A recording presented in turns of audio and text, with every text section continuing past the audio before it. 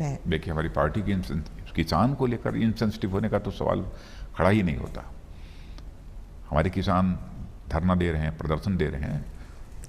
सचमुच केवल किसान होने के नाते मुझे ही पीड़ा नहीं है, मैंने देखा है हमारे प्रधानमंत्री जी को भी इसकी गहरी पीड़ा है। लेकिन प्रश्न ये खड़ा होता है कि जो तीनों यह बिल भारत की संसद द्वारा पास हुए हैं, कृषि संबंधित जो तीनों कानून बने हैं, वह किसानों के हित को, उनके हितों को ध्यान में रखकर बनाए गए। और बराबर जब से मोदी जी ने प्रधानमंत्री के रूप में जिम्मेदारी संभाली है, क्योंकि मैं कैबिनेट का एक सीनियर मोस्ट मेंबर होने के नाते मैं कह रहा हूं कि उनके साथ बराबर हर मुद्दों पर बातचीत करने का मुझे अवसर भी मिला है।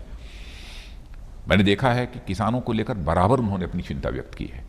और प्रारंभ से ही, और 2014 क्या, 2014 के पहले जब हम लोग कैंपेन के लिए जाते थे, चुनावी कैंपेन के लिए, उस समय भी कि देश के किसानों की हालत जब तक नहीं बदलेगी तब तक देश की हालत नहीं बदल सकती है।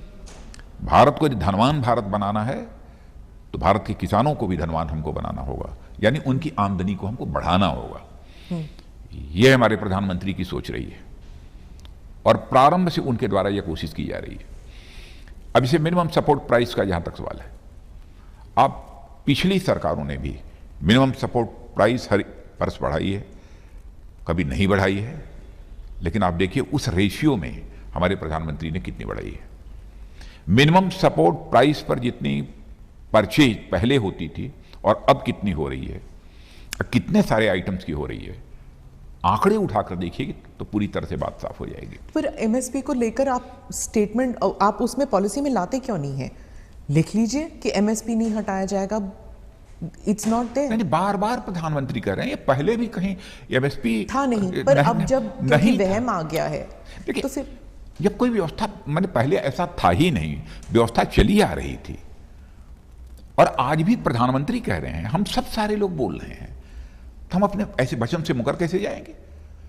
लोकतंत्र में जो अपनी वचन से मुकर जाता है उसे तो अच्छी तरह की अच्छी सजा यह जनता दे सकती है। लोकतांत्रिक व्यवस्था में यह अधिकार उसे प्राप्त है। जो हम कह रहे हैं उस वचन को पूरा करेंगे और आगे बढ़कर पूरा करेंगे। और तीनों कानूनों के माध्यम से यह कोशिश की गई है कि किसानों की आमदनी 2 गुना, 2.5 गुना, 3 गुना, जितनी अधिक से अधिक हो सके बढ़े। हाँ, जैसा मैंने पहले कहा कि किसान धरने पे बैठे हैं, सचमुच हम जैसे लोगों को भी वेदना है। आप उत्तर प्रदेश के भी किसानों से पूछिए कि मैं मुख्यमंत्री जब था तो उस समय भी बड़े हुजूम, टिकैत साहब के साथ भी हमारे पास मैं लखनऊ में गए हुए थे। मैंने उनका स्वागत किया, अगवानी की, उनसे बातचीत की, समस्या का समाधान निकला था। आज भी हम चाहते हैं कि समस्या का समाधान निकले। हमारे कृषि मंत्री से नरेंद्र सिंह तोमर और उनके साथ हमारे वाणिज्य मंत्री श्री पीयूष गोयल, ये सब सारे लोग बैठे हैं, सारे अधिकारी बैठे हैं, बातचीत चल रही है। हमारा तो अपने किसान भाइयों को एक सुझाव होगा कि हर एक्ट के हर क्लाज पर तार्किक एक बहस होनी चाहिए, तर्कों के साथ। और जहां पर यह लगेगा कि यह किसानों के हितों के प्रतिकूल है, उसके खिलाफ है, तो जो भी आवश्यक होगा हमारी सरकार करेगी। मैं यकीन दिलाना चाहता हूं, जैसा मैं प्रधानमंत्री की मंशा को जानता हूं जी, किसानों के हितों के ऊपर हम किसी भी सूरत में चोट नहीं पहुंचने देंगे। मैं यह बात दिल की गहराइयों से कह रहा हूं। पर ऐसे लगता है अब ये तर्क वितर्क से आगे बढ़ चुका है, क्योंकि किसान अड़ गए हैं कि अब या तो हटेगा ये कानून या मतलब जब तक हटेगा नहीं हम नहीं हटेंगे यहाँ से। बातचीत हो रही है और मैं समझता हूं कि कुछ ना कुछ समाधान उसका निकलेगा, यह मेरा विश्वास और भरोसा है। और मैं हाथ जोड़कर अपने किसान भाइयों से विनम्र अनुरोध करना चाहता हूं कि इस बिल को मैंने भी स्वयं देखा है, कृषि मंत्री भी रह चुका हूं और कृषि जगत की बहुत सारी समस्याओं से मैं अच्छी तरह वाकिफ भी हूं। इसलिए मैं कह सकता हूं कि यह किसानों के हित में है।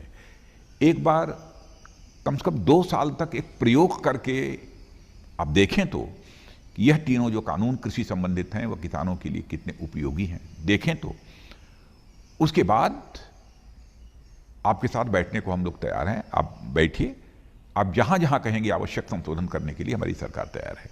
और आज भी हमारे किसान भाई बैठे हैं, किसी एक्सपर्ट को बैठाना चाहते हैं एक्सपर्ट को बैठा लें, सरकार के साथ बातचीत हो, और बातचीत के द्वारा यदि यह निकलता है कि नहीं इन कानूनों को फलाक क्लाज में संशोधन करने की आवश्यकता है, तो उसके लिए भी हमारी सरकार तैयार है। हम पूरी तरह से फ्लेक्सिबल हैं। हम केवल सरकार के लिए सरकार नहीं चला रहे हैं,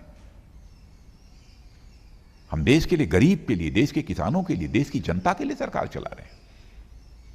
हम ऐसा कोई काम नहीं करेंगे जो हमारे देश की जनता के हितों के प्रतिकूल हो, उसके खिलाफ हो। ऐसा काम हम कभी नहीं कर सकते। जी, आप हमदर्दी, आप संवेदनशीलता के बारे में कह रहे हैं, लेकिन आपकी पार्टी के ही कुछ लोग किसानों को लेबल दे रहे हैं, नक्सल कह रहे हैं, खालिस्तानी कह रहे हैं। क्या आप मैं समझता हूं कि किसानों के ऊपर इस प्रकार का कोई भी आरोप, कोई भी हो, पता नहीं किसने क्या कहा है, मुझे जानकारी नहीं है, नहीं लगाया जाना चाहिए। लेकिन उसे हमारा किसान किसान है, हम किसान के प्रति हृदय की गहराइयों से सम्मान व्यक्त करते हैं, और हर समय भारत के किसानों के प्रति हमारा सिर झुका हुआ है उनके सामने, उनके सम्मान में। वो हमारे अन्नदाता हैं, और जब भी आर्थिक संकट का दौर इस देश में आया है, तो देश की अर्थव्यवस्था को संभालने का काम यदि किसी ने किया है तो इस देश के किसानों ने किया है। लेकिन इकोनॉमिक रिसेशन का दौर, आर्थिक मंदी का दौर आया है, उस समय भी आप अर्थशास्त्रियों से बातचीत करिए, वो इस बात की जानकारी आपको देंगे।